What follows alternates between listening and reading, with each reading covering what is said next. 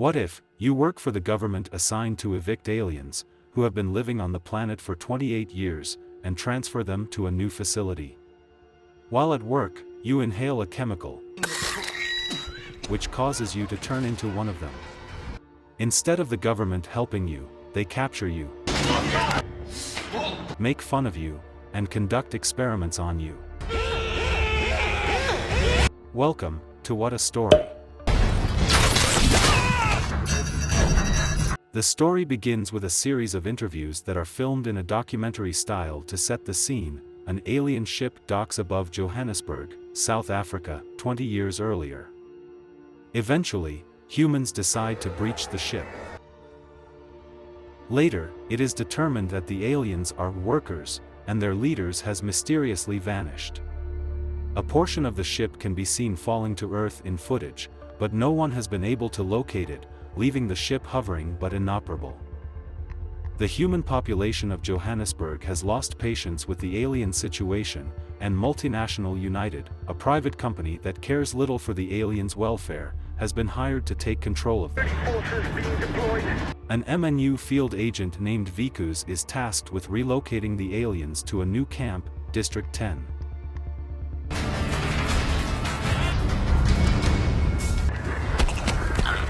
You stay behind us, sir. Good luck, boy. In many alien shacks, MNU teams enforcing warrants for the relocation of the aliens discover illegal goods, including weapons. Kubos assists Vikus as he directs several inspections. An alien named Christopher mixes a mysterious black substance in another nearby shack. While serving an eviction notice to Christopher and searching his house, Vikus finds the cylinder, which squirts its contents into his face. He becomes almost instantly nauseous and collects the device as evidence. Vikus returns to his office and throughout the day, gets sicker and sicker. When a surprise party is held in his home that night, he passes out. He is taken to the hospital in a hurry, where a doctor finds that his left arm has changed into a prawn's.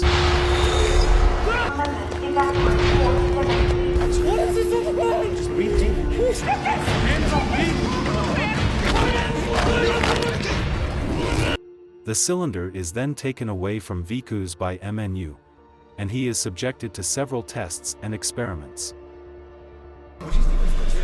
Most surprising to those studying him is that his DNA has been altered to the point that he can operate the aliens' weapons with both his alien hand and human hand. I can pull the shit out. Leave that fucking broad, man. I will shoot a pig.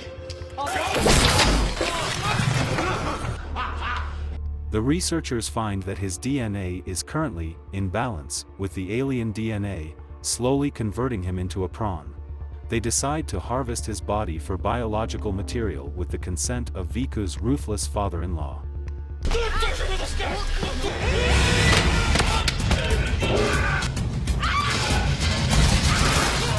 Vikus manages to overpower his captors during the attempted decapitation and flees from MNU. Wait. He tries to go back home, but discovers MNU agents there already. As he makes his way across the city, he is shocked to see an all-points bulletin for his arrest with doctored footage demonstrating how he interacted with the aliens. Vikus seeks refuge in District 9 after having no other options.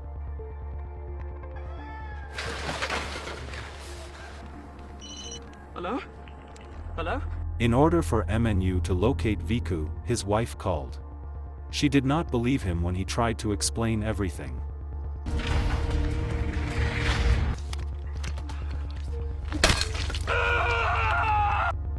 Vikus goes back to Christopher's house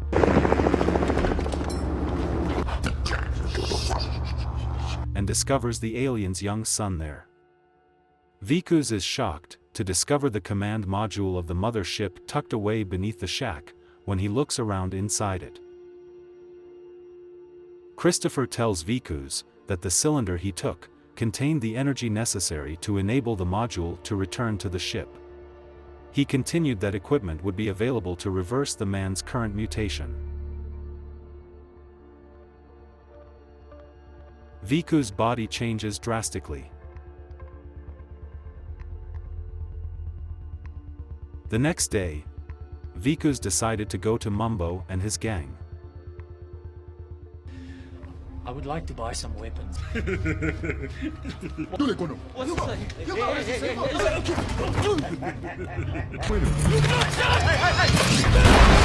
And steals their weapon, in order to get the cylinder back from MNU. Mumbo then threatens to catch Vikus, and eat his mutated arm, because they believe it will give them powers. I'm gonna find him. They attack MNU, with Christopher's assistance. I need to get the door open.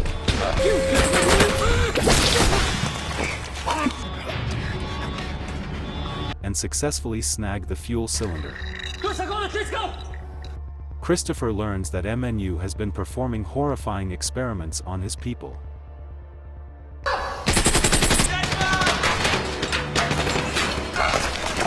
Kubos and his team retaliate.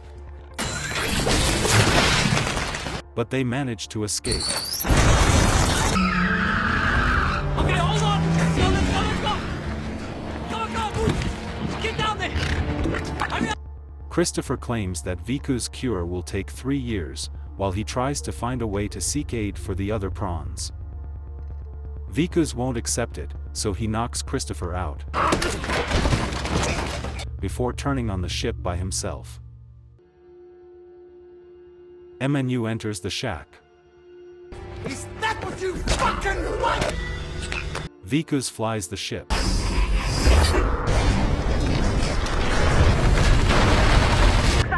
is emerging from the ground. Fire! They shot the command module's engines, resulting in a crash landing inside District 9. Vikus is captured by MNU.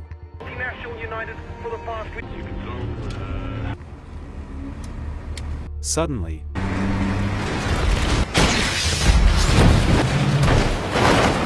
Mumbo's troops start firing at MNU, and a fight breaks out. The Nigerians manage to capture Vikus, and planned Viku's arm to be chopped off. Meanwhile, Christopher's son activates ship systems, which kills Mumbo and his men after they fire on it.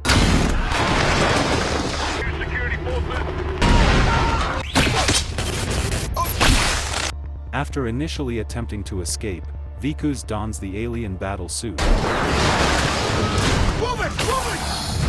and goes back to save Christopher.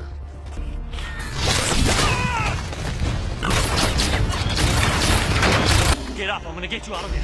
I'm gonna get you. Vikus protects Christopher from all the gunshots.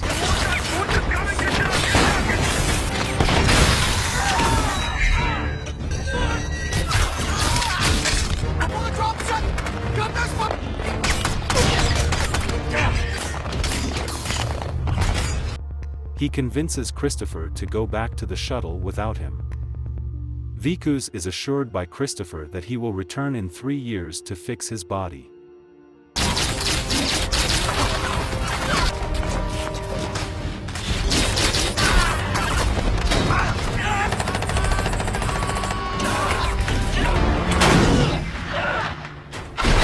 The command module is then returned to the mother ship by a tractor beam after Christopher boards the shuttle.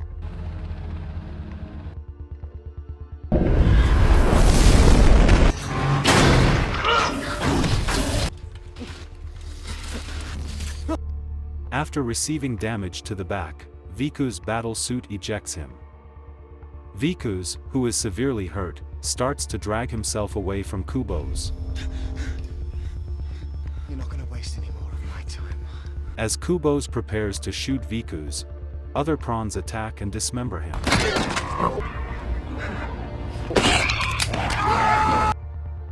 As the ship departs Earth on television, people applaud. In the story's epilogue, several interviews and news reports offer real people's perspectives on the unfolding events.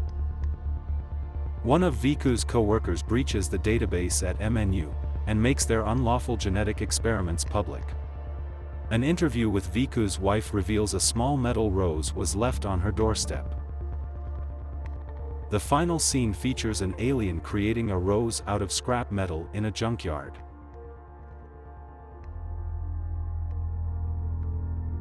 Thank you for watching, and see you on the next story.